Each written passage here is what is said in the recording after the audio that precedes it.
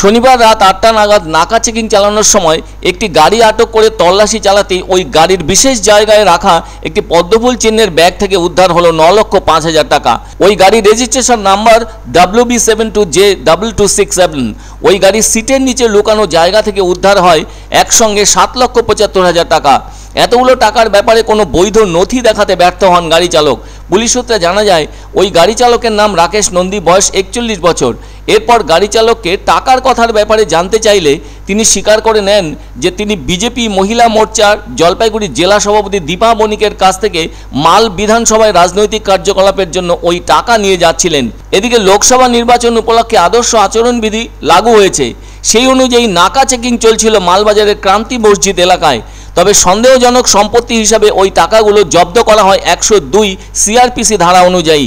আবার রাকেশ নন্দীর দেওয়া তথ্যের ভিত্তিতে আরও তল্লাশি চালানো হয়। শেষে বিজেপির জলপাইগুড়ি মহিলা মোর্চার জেলা সভাপতি দীপা বণিকের গাড়ি থেকে আরও 1,30,000 বেহিসাবি নগদ টাকা উদ্ধার করা হয় পুলিশের পক্ষ থেকে। ফলে সব মিলিয়ে 9,05,000 টাকা অবৈধ হিসাবে উদ্ধার করে সেসব টাকা বাজেয়াপ্ত করা হয়।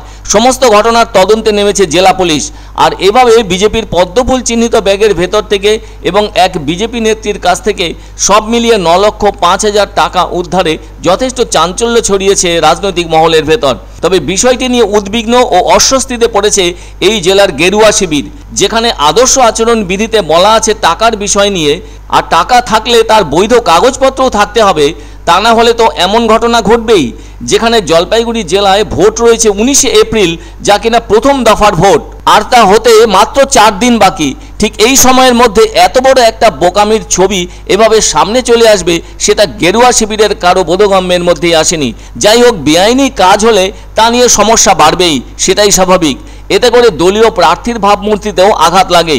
এসব ব্যাপার এমন একটা ছবি সামনে এনে দাঁড় করায় যা সেই রাজনৈতিক দলকে ছোট করে তোলে। এছাড়া বিষয়টি নিয়ে রাজনৈতিক প্রতিপক্ষদের কাছেও একটা খোরাকের জায়গা হিসেবে তুলে ধরে। জেলার শীর্ষ নেতাদের কাছে এমন ঘটনা অনেক প্রশ্ন তুলে ধরবে। অনেকে বলছেন যে ঘটনার ছবি সামনে এলো সেই ঘটনাকে কিভাবে ব্যাখ্যা দেবেন দলের জেলা নেতৃত্ব, সেটা কিন্তু ভীষণই জরুরি।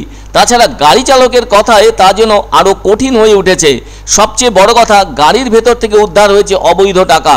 তবে এ ব্যাপারে তৃণমূল দলের পক্ষ থেকে অভিযোগ তোলা হয়েছে, টাকা দিয়ে ভোট কেনার ব্যাপারে বিজেপি যে সিদ্ধহস্ত সেটা আরেকবার প্রমাণিত হলো। সেটা মালবাজারে কিনতে যাচ্ছিল না অন্য কোথাও যাচ্ছিল তা জানা না গেলেও বিজেপি যে টাকা দিয়ে ভোট কেনে, এতে সেটা প্রমাণিত হয়। টাকা যে বিজেপির ঘরে কত আছে সে কথা আরেকবার প্রমাণিত হলো বলে অভিমত তৃণমূল নেতাদের। এটা কি মানুষের ভোট কেনার জন্য বলতে পারবে, যেখানে যাক ভোট কেনার জন্য এটা পয়সা, বিজেপি যে পয়সা দিয়ে ভোট কেনে তার প্রমাণিত হলো এই ডাকাতদের হাত থেকে টাকা সিজ করে।